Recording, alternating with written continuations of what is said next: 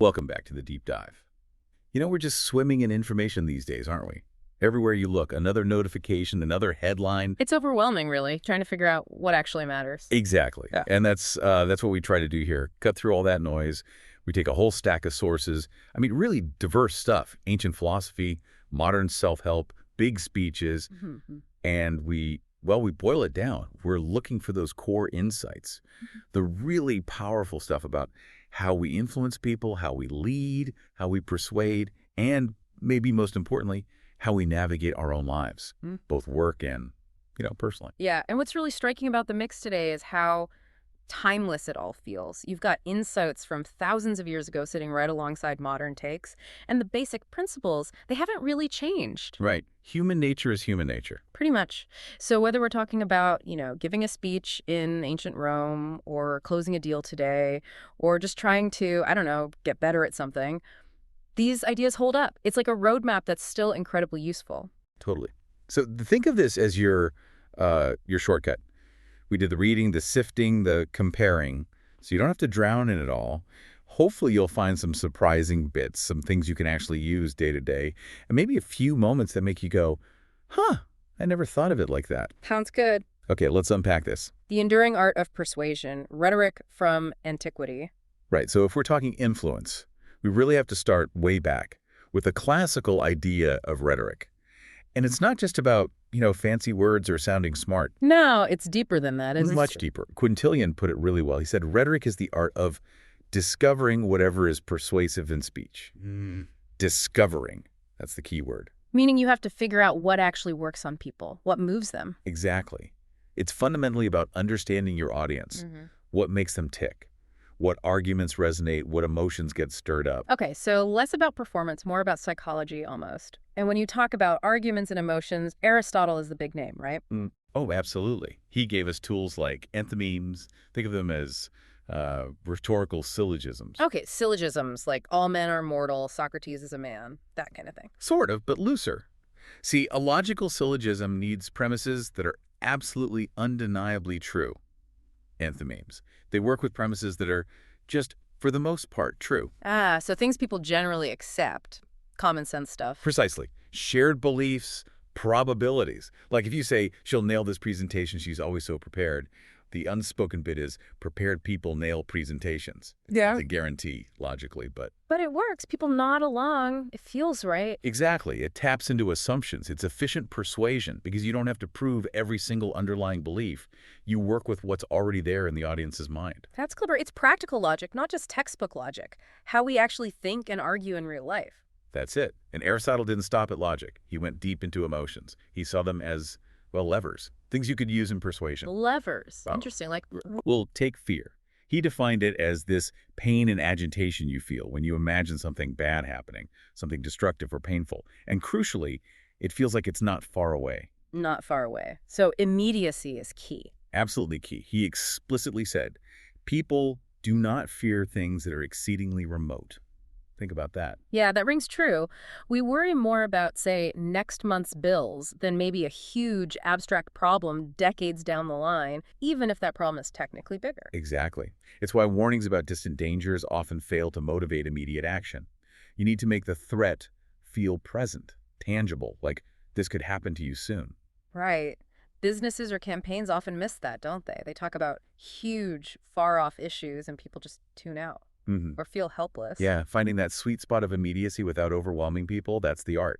And he talks about anger, Okay. and he links it, fascinatingly, to a certain pleasure that comes from imagining getting revenge or seeing justice done. Pleasure from anger. That seems counterintuitive. Well, think about it.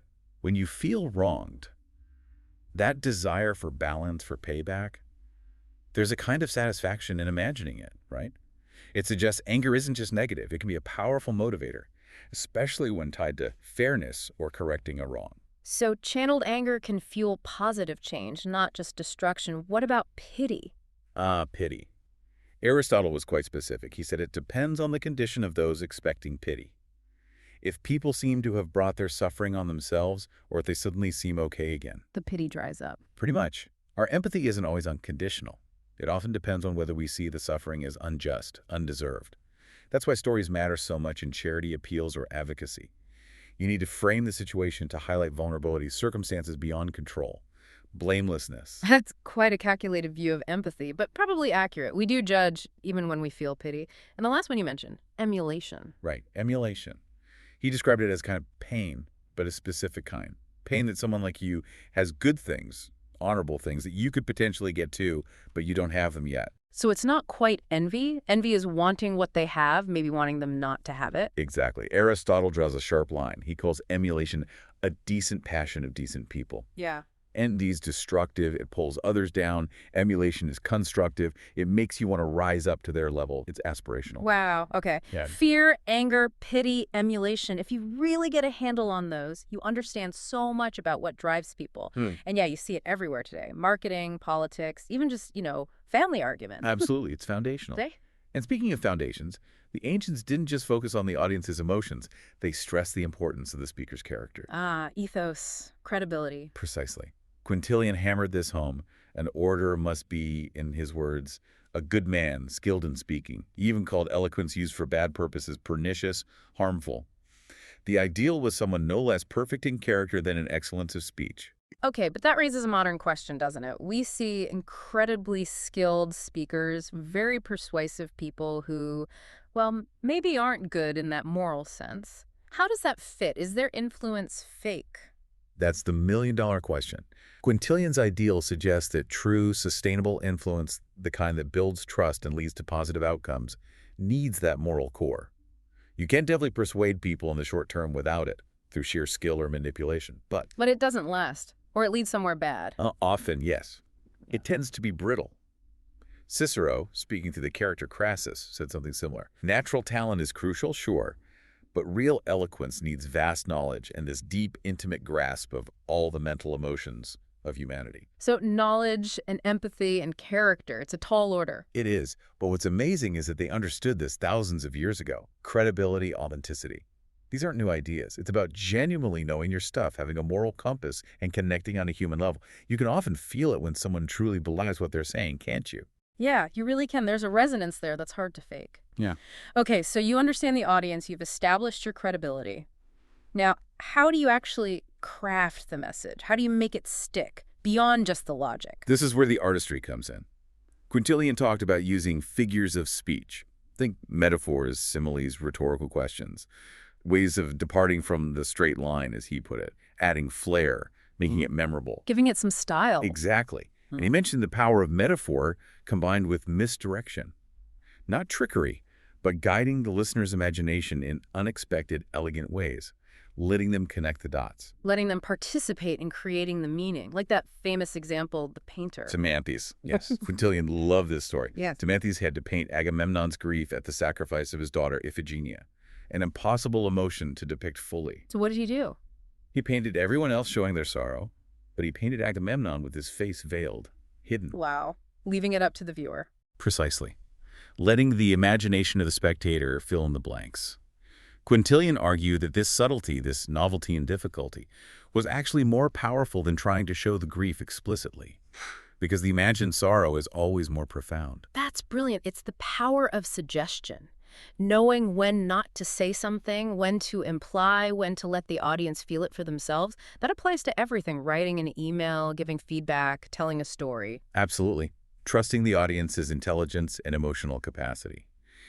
Which leads right into the next point. Being truly audience-centric. Tailoring the message. Deeply. Aristotle advised speakers to understand what's held in honor among each group of people, and to speak as if those values were actually present. It's about speaking their language, reflecting their priorities, connecting with their world. And you see a modern echo of that in Dale Carnegie, right? His whole philosophy seems built on that. Definitely. Carnegie's core idea, the deepest principle in human nature, is the craving to be appreciated. Forget criticism, he said. Instead, give honest, sincere appreciation. Be hearty in your approbation and lavish in your praise. Make the other person feel important. And he lived it too, didn't he? That story about the botanist. Perfect example. He goes to a dinner party, gets cornered by a botanist, knows nothing about plants, but he just listens, rapt attention, asks questions, shows genuine interest, says almost nothing himself. And the result? The botanist later tells the host Carnegie is a most interesting conversationalist. Carnegie barely spoke. That's incredible. It really is. It just shows the timeless power of making someone else feel seen, heard, valued. It's not about being the smartest person in the room. It's often about making the other person feel like they are. A lesson we could probably all use a reminder of. The inner architects, building personal drive and resilience. Okay, so we've covered a lot about influencing others, understanding rhetoric, emotion, character. But there's a whole other side to this coin, isn't there? The internal work, persuading yourself, building that inner drive. Absolutely crucial. You could know all the rhetorical tricks in the book, but if you don't have that internal foundation, that self-belief, well, it's going to be hollow. So where do we start with building that? Self-belief sounds great, but how do you cultivate it? Well, Zig Ziglar, a real giant in motivation, put it bluntly, success is easy after you believe. But first, you must believe. Easy after you believe. So belief comes first. It's not the reward after you succeed. That's his argument. Belief is the prerequisite, the fuel. Without it, you won't even take the necessary actions or you'll give up too easily. He had little patience for what he called prisoners of hope. Prisoners of hope. What did he mean by that? People just waiting for the big break, waiting for luck, waiting for someone else to make it happen for them. Ziglar said, essentially, stop waiting. He insisted, you already have the ability necessary for success. The key is using what you have now. Use what you have and you'll get more. If you use what you have, you'll be given more to use. It's about activating your current potential, however small it might seem. Don't wait for perfection or external permission. Start now with what you've got. That really connects with Les Brown's story, doesn't it? His background was incredibly challenging. Hugely challenging. Being labeled educable, mentally retarded as a kid, that's a devastating label to overcome. But he said that memory, that pain, actually fueled my hunger to be somebody. Wow. He turned it into fuel. Exactly. And he stressed recognizing that there's something special within you, a basic goodness that you must choose to manifest. It's an active choice to define yourself from the inside out, regardless of external labels or circumstances. And he had that vision too, right? Seeing the fancy houses. Yeah, as a kid, seeing the fine houses and opulence of Miami Beach. And instead of feeling excluded, he dared to imagine himself there, in that fantasy castle. That ability to visualize, to hold on to a positive future self, despite his present reality, that was critical. It set him apart. So it's about taking control of the internal narrative. Choosing belief, choosing your vision. Which sounds a bit like what Tony Robbins talks about with states, right? Very much so. Robert gets practical about how to manage that inner world. He says if you want to change your behavior, you have to manage your emotional and mental states.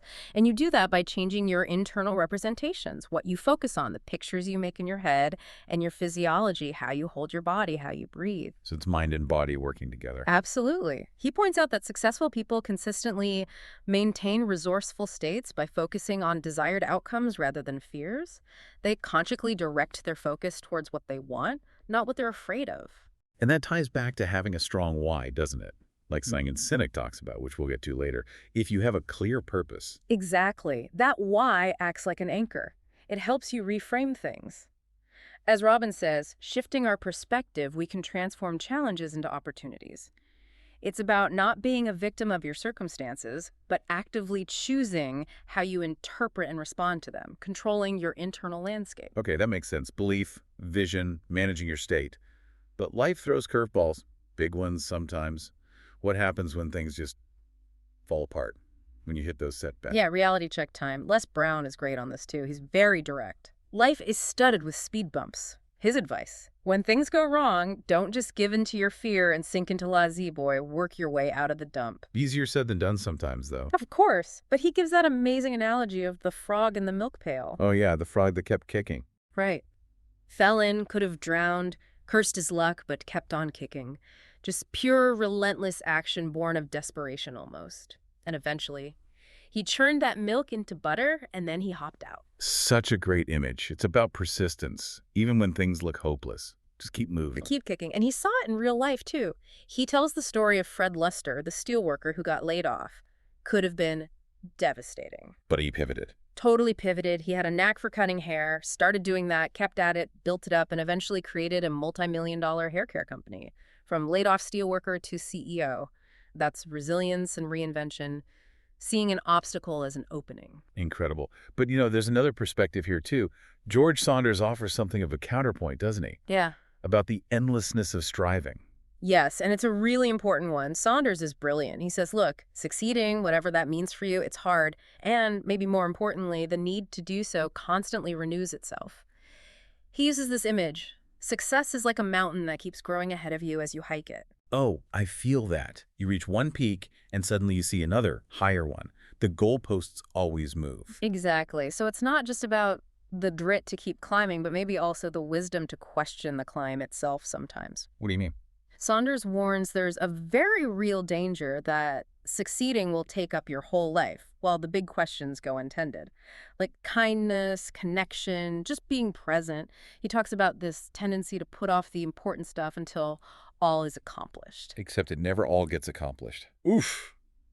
That is hard. Doesn't it? And here's where it gets really interesting, bringing these ideas together. It's just, resilience isn't just about relentless forward motion. It's also about self-awareness, about knowing your real priorities, understanding that the mountain of accomplishment might actually be infinite. So it's finding a balance. Knowing when to push, but also when to pause, reflect, maybe even change direction. Yeah. Not letting the pursuit consume everything else. Precisely. It's wisdom alongside willpower. And interestingly, even Quintilian, back in ancient Rome, touched on this need for flexibility. He said, rules are rarely of such a kind that their validity cannot be shaken. Meaning even the best plans or principles need exceptions. Yes. He used the analogy of travel. Sometimes you leave a paved military road to take a shortcut, or if the main road is flooded, you are forced to make a circuit. You have to adapt. So deviating from the plan isn't failure, it's strategy. It can be wisdom. Knowing when to stick to the path and when deviating from the old track is actually the smarter move to reach your real destination. Adaptability is key. Okay, so belief, vision, resilience, adaptability. But what's driving it all? Is it just about personal success? The sources seem to point towards something bigger. They really do. Towards purpose beyond the self. Les Brown puts it beautifully. Your goals should go beyond your own material needs. They should serve your deeper purpose while also meeting a larger need in the world. Connecting personal drive to contribution. Exactly. And he quotes Thomas Merton, the writer in Monk, talking about life being a gift, not because of what we get from it, but because of what it lets us give to others. That really shifts the focus, doesn't it? From accumulation to contribution. It's a huge shift. Tony Robbins talks about giving more than expected as a source of genuine happiness. It suggests that deep fulfillment doesn't come just from achieving for yourself, but from making a difference, from serving something larger than yourself. It creates this positive feedback loop. Giving fuels your own drive. Leading with vision, inspiring collective action and lasting change. And that idea, purpose beyond self, serving a larger need, that flows so naturally into leadership, doesn't it? How you take that internal drive and translate it into moving groups of people into making a collective impact. Which brings us right to Simon Sinek and start with why. Absolutely. Sinek's golden circle concept is so powerful because it explains why some leaders and organizations inspire passionate loyalty while others don't. Right, it's the WHY, how, W, what model, but you start from the inside out. Exactly. Most companies know what they do. Some know how they do it differently, but the truly inspired ones, they start with WHY, their core purpose, their cause, their belief. And Sinek's big insight is, people don't buy what you do, they buy why you do it. They buy into the belief, not just the product. Precisely. The WHY is the emotional core. It's what connects. What's a classic example he uses? Apple. The Apple is the go-to example, yeah. Their WHY isn't, we make computers. It's always been about challenging the status quo, thinking different, empowering the individual. That core belief radiates through everything they do, from product design to marketing. And people connect with that. They line up because they identify with that rebel spirit, not just because they need a new phone. That's a huge part of it. They're buying into the identity, the movement. It creates a tribe. They don't just sell products, they sell a way of being. Makes sense. It taps into something deeper than features and specs. Another great one Sinek mentions is Southwest Airlines. Their WHY was about being the champion for the common man, making air travel accessible. Okay, so a purpose beyond just running an airline. Right. And that WHY drove everything. Cheap fares, fun atmosphere, but also incredible employee buy-in. They rallied their people to achieve things like 10-minute turnarounds for planes, which seemed impossible. How did they manage that? Because the employees weren't just doing a job, they believed in the mission. They were part of making travel affordable for everyone. They were champions, too. Wow. So if you connect this to the bigger picture, that WHY is the engine not just for business, but for any kind of movement, right? Social Yeah. change, politics. Absolutely. When people connect with your fundamental reason for being, your core belief, they're not just followers or employees, they're partners. They're invested. Mm. They'll go the extra mile, not because they have to, but because they want to, because they believe in it too. So for a leader, it's less about having all the answers and more about articulating that WHY and creating the right environment. Exactly what Sinek argues. He says a leader's role is not to come up with all the great ideas. Instead, it's to create an environment in which great ideas can happen. Trust the people on the front lines. Empowering them. Empowering them. He says it is the people inside the company who are best qualified to find new ways of doing things. And when people feel like they belong, like they're part of that WHY, Yeah. they will guarantee your success. And they won't be working hard for you. They will be doing it for themselves. That sense of belonging, of shared purpose, it's incredibly motivating. How does a leader practically build that, though, beyond just stating the WHY? I think it comes down to consistent action, listening, truly listening, showing that ideas are valued even if they aren't all adopted, giving people autonomy, celebrating successes, learning from failures without blame, creating psychological safety. It's about living the WHY in the day-to-day culture, Making it real, not just a slogan. making it real. And you see the same power of a compelling WHY playing out on a much grander scale, too, in history. Like Kennedy's inaugural. Perfect example. He didn't just talk policy. He painted this huge vision, a grand and global alliance, and a more fruitful life for all mankind. And that famous line, the energy, the faith, the devotion which we bring will light our country, and the glow from that fire can truly light the world. It's goosebump stuff, isn't it? He tapped into something aspirational, a collective purpose bigger than any individual. Exactly. He articulated a WHY that people could dedicate themselves to. And of course, Martin Luther King Jr. with the I Have a Dream speech. The ultimate WHY speech, perhaps. Quite possibly. His dream wasn't just about policy changes. It was deeply rooted in the American dream itself, that fundamental belief that all men are created equal. He framed the struggle in terms of the nation's highest ideals. A moral WHY, appealing to conscience, to shared values. Yes, he didn't just demand change. He inspired belief in a better, more just future that resonated with deeply held values, mobilizing millions. So whether it's a company, a nation, a movement, the pattern is the same. Articulate a compelling WHY, connect it to shared values, and inspire people to act not out of obligation, but out of belief. Belief and devotion, which then needs to translate into action, right? Real action for a real legacy. Back to Les Brown again. He seems to bridge that gap between inspiration and action really well. He does. He urges people to devote yourself to operating on a massive, relentless scale to achieve those goals. It's not enough to dream. You have to execute massively. And he ties it back to legacy, too. Beautifully. The things you do for yourself are gone when you are gone, but the things that you do for others remain as your legacy. That really brings it full circle. The drive, the purpose, the impact beyond yourself. Lasting change comes from serving others. Wow. That's a powerful thought to keep in mind. It puts daily struggles and efforts into a much larger perspective. It does. And Zig Ziglar, ever the pragmatist, reminds us about the effort involved. No shortcuts. What does he say? Work is the price we enjoy to travel the highways of success. And he contrasts the builders with the coasters. America was built by people who worked and pulled on the oars, not by those who rested on the oars. So the message is clear. Have a big WHY, inspire others, but then you got to roll up your sleeves and do the work. Consistent, purposeful effort.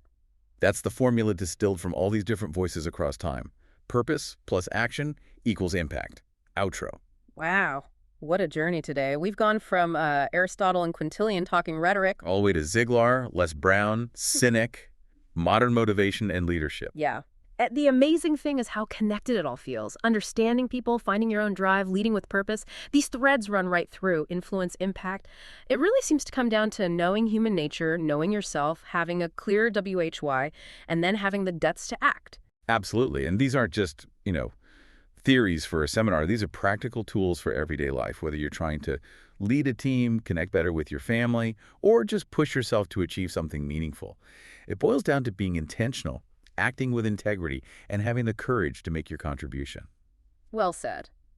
As we wrap up, I always like to leave folks with something to chew on. Kurt Vonnegut apparently had an Uncle Alex who, during simple, nice moments, would just stop and say aloud, if this isn't nice, what is? I like that. It's a great reminder, isn't it, to actually notice the good stuff, the small joys, right here, right now, even while we're striving for those bigger goals. Just appreciate the nice. That's beautiful. And it makes me think of a contrasting quote from Emerson, I believe. He said something like, if the stars only came out once every 1,000 years, no one would sleep that night. Everyone would be awestruck. Right. Instead, he said, the stars come out every night and we watch television. Ouch! A bit of a wake-up call there. Don't miss the wonder because it's familiar. Exactly. We live in this incredible time, facing huge challenges, yes, but also with unprecedented connection and opportunity. Emerson said each of us is as complex and beautiful as all the stars in the universe. So, the final thought is? Don't get lost in the noise, the distractions, the mundane. Remember your WHY. Remember your resilience. Remember the power you have to connect and influence this life, this moment. It's extraordinary. As Andy Grove supposedly said, quoting Emerson or just the sentiment, take it and run as if your life depends on it. Because maybe it does. The life you could live, the impact you could make. Exactly, the ultimate deep dive. It's into your own potential. Go explore it.